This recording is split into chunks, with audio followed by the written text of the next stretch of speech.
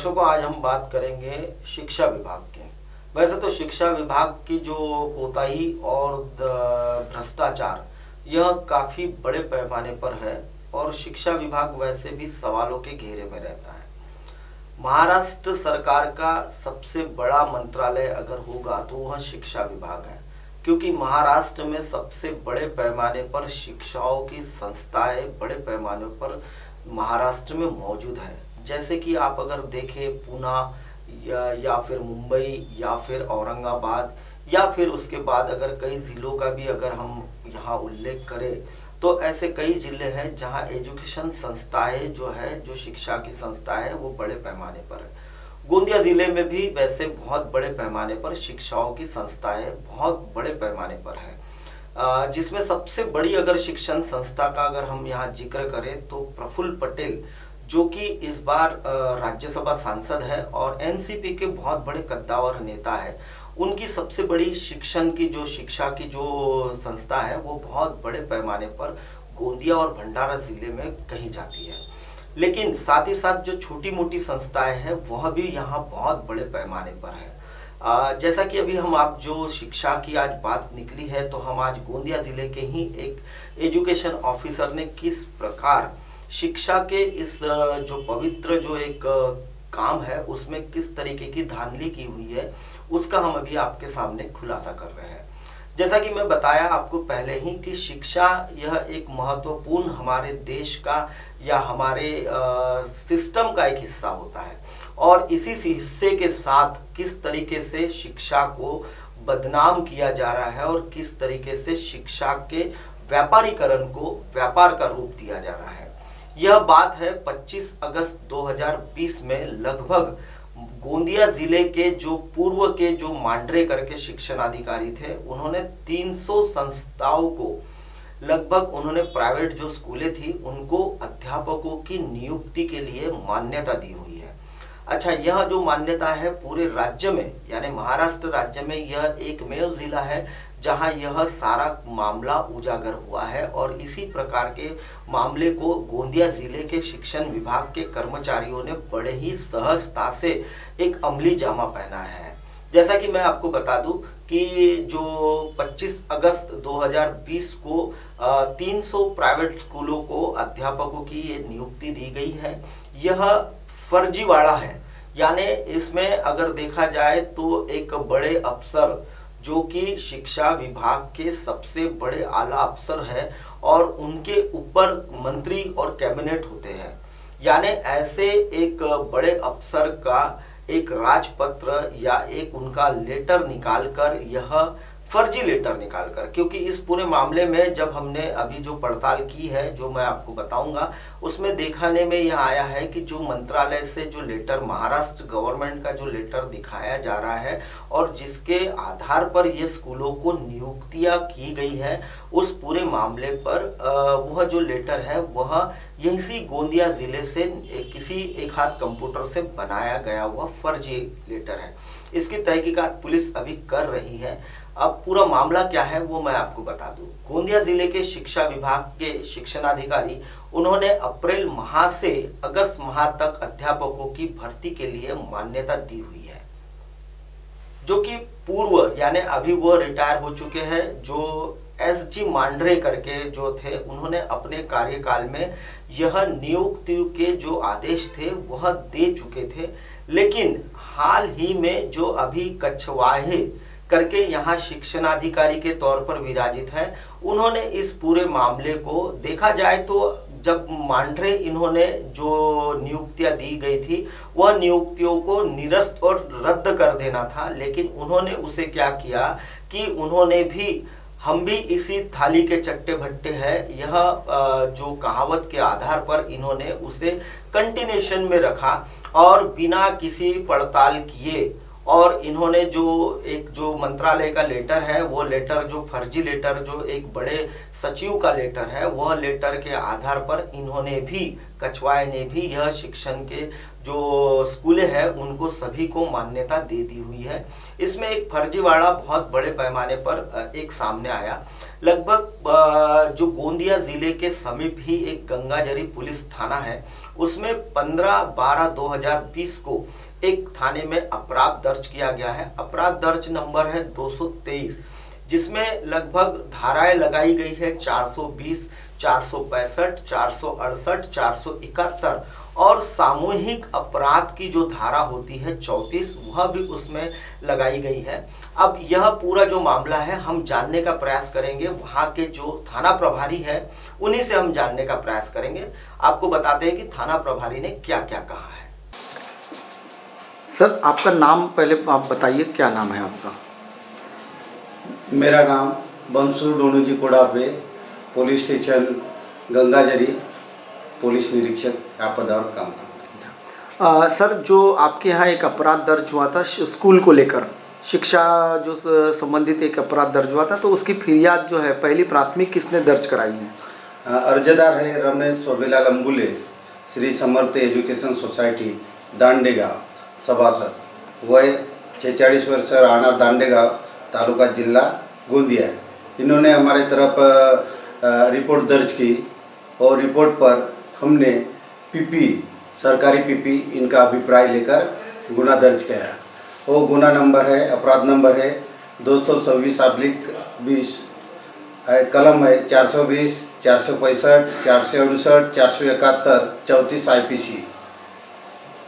ये उसमें कलमें लगाई गई है, धाराएं लगाई गई है। हाँ। अच्छा सर, अभी इसमें कितने आरोपियों के खिलाफ में ये कार्रवाई हुई है? हाँ, 2 आरोपियों के खिलाफ कार्रवाई की गई है। एक ने मोहनलाल कोल्लूजी पटले, उन्होंने एंट्री सेफ्टी बेल लिया है, और प्रमोद जगन्नाथ पटले, इनको हमने अटक किया है। अच्छा, अब इसमें कितने आरोपी थे कुल मिला के? 2 आरोपी थे। 2 आरोपी थे। और ये जो संस्था के जो संचालक हैं, इन्हीं के खिलाफ में मामला दर्ज हुआ कि और किसी पर हुआ है? नहीं, अभी उन्हीं के खिलाफ अध्यक्ष और सचिव के खिलाफ। अध्यक्ष और सचिव। और इसमें जो मुख्याध्यापक यानी प्रिंसिपल होते हैं, उन पर कुछ कार्रवाई हुई है? कार्रवाई तो कुछ नहीं हुई। अच्छा, उस पर कार्रवाई नहीं हुई है। ये जो आपके यहाँ जो अपराध दर्ज किया गया था, इसमें आपने क्या क्या यानी शोध किया है और उसको कैसे तपास किया था, उसका थोड़ा सा बताएंगे आप? अच्छा, ये बात है, प्रमोद जगन्नाथ पटले, दांडेगांव, इन्होंने बताया है कि हमारे इसमें 3 जन विलीन हैं। एक है विश्वास राव रामडाले, और दूसरा सुरेश काड़सर पे, और तीसरा अगस्ती पटले। ये तीनों भी शामिल है। इसलिए बताने के बाद उनको मालूमात तो हो गया होगा, तो उन्होंने 2 जनों ने एंट्री सेफ्टी बेल तो ला लिए। फिर सर, अभी आपने जैसा ये जो एक दस्तावेज मंत्रालय का कुछ दस्तावेज वगैरह था, तो उसमें क्या आपकी क्या केस इन्वेस्टिगेशन क्या तक पहुंची? देखो, आपने जो अभी जो तपास किया है, तो उसमें एजुकेशन जो विभाग है, शिक्षा विभाग है, उसमें आपकी क्या क्या आपको लगा कि क्या आपने जानकारी लेनी चाहिए करके? हमने एजुकेशन ऑफिसर के तरफ लेटर भेजे है कि ये मानने का पत्र दिख रहा है, वो हमको डाउटफुल दिख रहा था, तो उनको पत्र भेज के उनको अहवाल मांगे। तो उन्होंने क्या अहवाल में लिखे हैं कि ये पत्र ईमेल द्वारा या कुछ टपाल द्वारा हमारे तरफ आवक में आया ही नहीं, ऐसे हमको बताया है। ये एजुकेशन ऑफिसर ने आपको बताया है? यस। अच्छा, फिर उसके बाद आपने और सामने कोई कार्रवाई की है? हाँ, सामने डॉक्यूमेंट्स मांगे हैं। सब शिक्षण संस्था है ना, समर्थ विद्यालय, उनके सभी डॉक्यूमेंट्स मांगे। और फिरियादी ने जब माहिती के अधिकार से लगाए कागज पत्र, वो भी टैली किए, तो उसमें बहुत हमको तफावत मिली है। और फिर क्या क्या आपको जानकारियाँ इस पूरे मामले में पता चली, उस पर थोड़ा सा बताइए आप। बताया, हमने कागज पत्र की टैली किए, तो टैली में कुछ तफावत दिखा, तो हमने दांडेगांव शिक्षण समर्थ शिक्षण संस्था, उसको कागज पत्र मांगे, और मुंडीपार, हाँ, शिक्षण संस्था समर्थ शिक्षण संस्था मुंडीपार, और चिखली की संस्था है, उनको तीनों ही हेडमास्टर को कागज पत्र मांगे। तो इन्होंने भेजे हुए प्रस्ताव हाँ, और हेडमास्टर को हमने पूछे कि ये प्रस्ताव किसने भेजा है, तो उन्होंने बताया है कि हमने प्रस्ताव भेजे ही नहीं, हमारी साइन ही नहीं है। तो इसने फिर ये साइन किसकी है?